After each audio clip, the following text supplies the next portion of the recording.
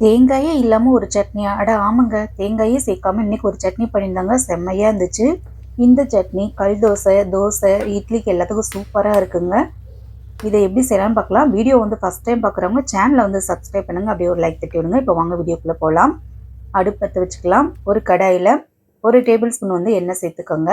எண்ணெய் நல்லா சூடேறட்டும். இது கூட வந்து 1/4 டீஸ்பூன் வந்து ஜீரகம் சேர்த்துக்கலாம்.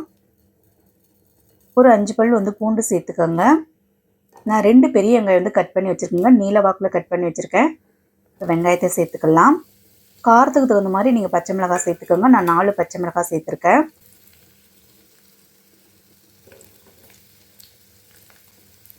ஒரு துண்டு இஞ்சி சேர்த்துக்கோங்க. ஒரு கொத்து கருவேப்பிலையும் சேர்த்துக்கலாம். எல்லாத்தையும் நல்லா வதக்கி விட்டுக்கலாங்க.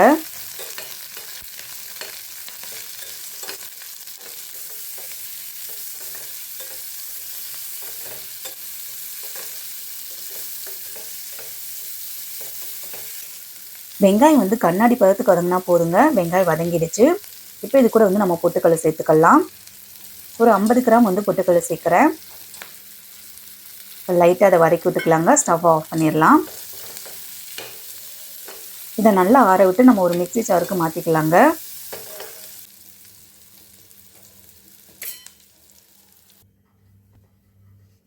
இப்போ இதுக்கு தேவையான உப்பு சேர்த்துக்கோங்க. அரை நெல்லிக்காய் சைஸ் வந்து புளி எடுத்துக்கேன். இப்போ புளியும் சேர்த்துக்கலாம். கொஞ்சமாக தண்ணி விட்டு அரைச்சி எடுத்துகிட்டு வந்துடலாங்க. அரைச்சி எடுத்துகிட்டு வந்தாச்சுங்க. பார்க்குறதுக்கு அப்படியே தேங்காய் சட்னி மாதிரி இருக்குங்க. இதுக்கு ஒரு தாளிப்பு மட்டும் கொடுத்துடலாம். அடுப்பு பற்ற வச்சுக்கலாம். ஒரு கடாயில் 1 டேபிள் ஸ்பூன் வந்து எண்ணெய் விட்டுக்கலாம். எண்ணெய் நல்லா காஞ்சிருச்சுங்க. உளுந்து கடுகு சேர்த்துக்கலாம். உளுந்து கடுகு நல்லா பொரியட்டுங்க. இது கூட வந்து கொஞ்சமாக வந்து வெங்காயம் சேர்த்துக்கோங்க.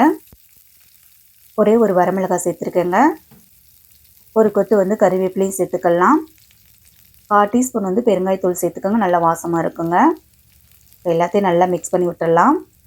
தாளிப்பு ரெடி ஆயிடுச்சு. இதை எடுத்து அப்படியே வந்து சட்னி கூட வந்து நம்ம மிக்ஸ் பண்ணி விட்டுறலாங்க. அவ்வளோதாங்க, ஒரு சூப்பரான சட்னி வந்து ரெடி ஆயிடுச்சுங்க. தேங்காயே இல்லாத நேரத்தில் இந்த சட்னி நீங்கள் ட்ரை பண்ணி பாருங்கள். இட்லி தோசைக்கு இந்த சட்னி வந்து அட்டகாசமாக இருக்குங்க. அதுவும் கல் தோசைக்கு வச்சு சாப்பிட்டு பாருங்கள், செம்மையாக இருக்கும். அடிக்கடி இந்த சட்னி நீங்கள் வீட்டில் செய்வீங்க. இதே மாதிரி ட்ரை பண்ணி பாருங்கள். வீடியோ பிடிச்சிருந்தா லைக் பண்ணுங்கள். தேங்க்ஸ் ஃபார் வாட்சிங்.